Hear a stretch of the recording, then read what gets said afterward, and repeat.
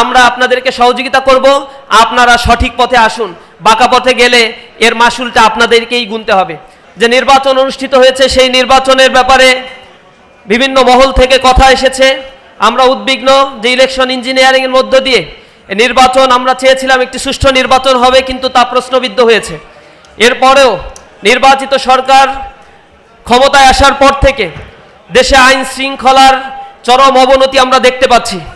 ধারাবাহিকভাবে শিশু হত্যাকাণ্ডের ঘটনা ঘটছে, ধর্ষণের ঘটনাগুলো ঘটছে, মানুষের ঘর বাড়ি আগুন দিয়ে পুড়িয়ে দেওয়া হচ্ছে। আমি তো সবসময় তোমাদের স্বপ্ন পূরণেরই চেষ্টা করব, আর সাথে তো এইচজেড আছে।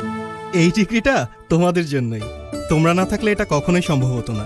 AHZ ইউকেতে পড়াশোনার সেরা পছন্দ। আমরা দেখতে পেয়েছি বিভিন্ন জায়গায় ভিন্ন মতের মানুষদের উপরে দমন নিপীড়ন চালানো হচ্ছে। ইসলামী ছাত্র শিবিরের বিভিন্ন স্থানের দায়িত্বশীলদের উপরে আক্রমণ করা হচ্ছে। ঢাকা পলিটেকনিকে আমাদের ভাইদেরকে তারা রক্তাক্ত করেছে। তারা হল থেকে আমাদের ভাইদেরকে বের করে দেওয়ার জন্য গভীর রাতে তারা অস্ত্রসহ হামলা করেছে।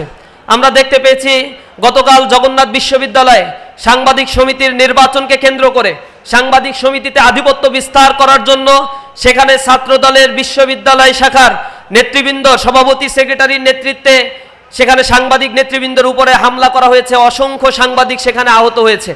আমরা আবার সেখানে দেখতে পেয়েছি যখন এই পরিস্থিতি, উদ্ভূত পরিস্থিতি মোকাবেলা করার জন্য সেখানে জগন্নাথ বিশ্ববিদ্যালয়ের কেন্দ্রীয় ছাত্র সংসদের নির্বাচিত জিএস উপস্থিত হয়েছে, তার উপরে আক্রমণ করা হয়েছে। তিনি আঘাতপ্রাপ্ত হয়েছেন, আক্রান্ত হয়েছেন।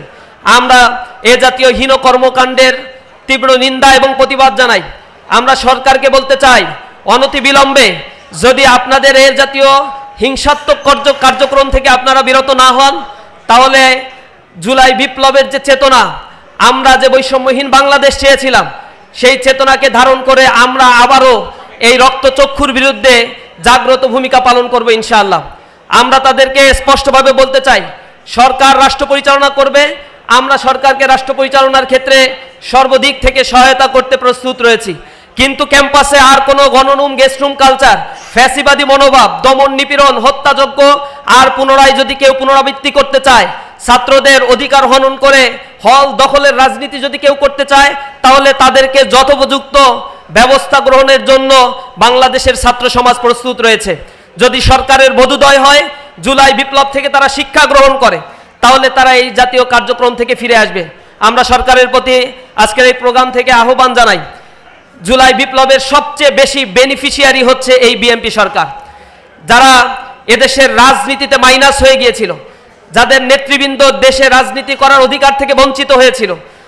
রক্তের বিনিময়ে তরুণ ছাত্র সমাজ রাজপথে দাঁড়িয়ে নেতৃত্ব দিয়ে তাদের রাজনীতি করার অধিকার যারা ফিরিয়ে দিয়েছে, আজ সেই জুলাই বিপ্লবের সাথে গাদ্দারি করতে আমরা তাদেরকে দেখছি।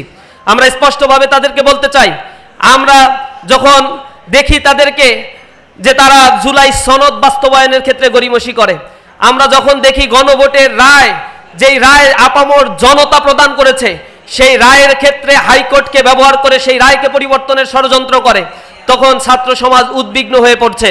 আমরা মনে করছি তারা যদি গণরায় এর বিরুদ্ধে অবস্থান নেয়, জুলাই বিপ্লবের চার্টার বাস্তবায়নের ক্ষেত্রে কোনো গড়িমসি করে, তাহলে বাংলাদেশে আবারও 1 জুলাই নেমে আসতে পারে, যা সামাল দেয়া এই সরকারের পক্ষে সম্ভব হবে না।